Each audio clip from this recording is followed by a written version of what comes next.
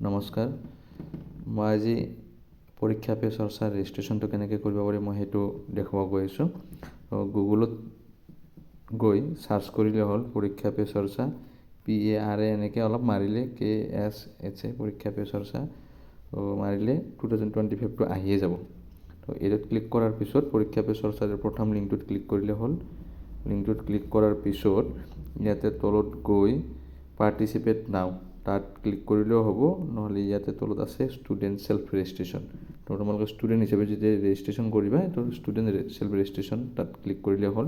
এটা আছে আৰু student registration through teacher log in, এইটো টিচাৰৰ লগ ইনৰ থ্ৰু দিব লাগে। এইটো নিজে যদি ৰেজিষ্ট্ৰেশ্যন কৰিব ইচ্ছা কৰা তেতিয়াহ'লে ষ্টুডেণ্ট ছেল্ফ ৰেজিষ্ট্ৰেশ্যন কৰিলে হ'ল।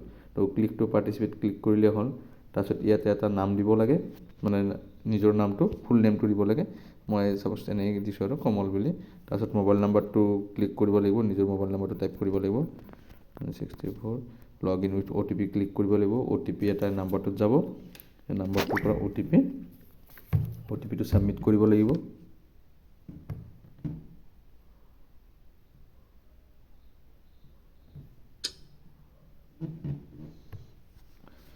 OTPটো আহিলে 157205।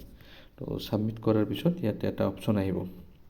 তো এইখিনি ষ্টুডেণ্ট ডিটেইলছ ফিল আপ কৰিব লাগিব। প্ৰথমতে ফাৰ্ষ্ট নেম, লাষ্ট নেম, মানে টাইটেলটো উপাধিটো কি হয়, ইমেইল ID এটা দিব লাগিব, মোবাইল নম্বৰ দিব লাগিব, চিলেক্ট জেণ্ডাৰটো চিলেক্ট কৰিব লাগিব।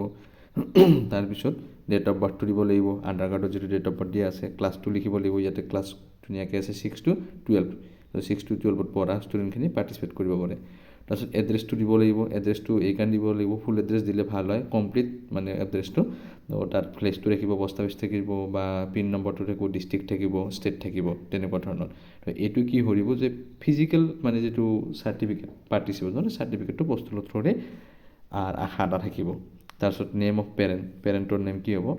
তো পেৰেণ্টটো এইটো কোনোবাই নিজৰ দেউতাকৰ নাম লিখিব পাৰে, দেউতাক নাথাকিলে মাকৰ নামটো লিখিব পাৰে।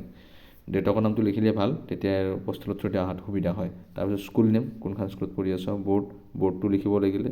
আমাৰ সেৱা বৰ্ড আছিল, তেনেকৈ অকল আছামটো চিলেক্ট কৰিলেও হৈ যাব। ষ্টেট বৰ্ড মানে আছামৰ নিজা বৰ্ড এখন আছে, এনেকুৱা কথা।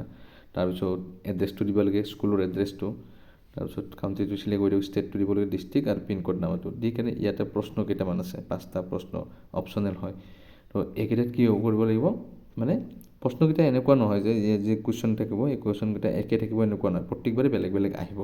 তোমালোকে নিজে যিটো এনচাৰ শুদ্ধ বুলি ভাবা এইটোত ক্লিক কৰিলে হ'ল। কৰি কেনে ইয়াতে যিটো কৰিব লাগে সেই কথাটো হ'ল যে ইয়াতে যিটো বক্স আছে, বক্সটোত তোমালোকে নিজৰ মতে এটা প্ৰশ্ন কৰিব লাগিব।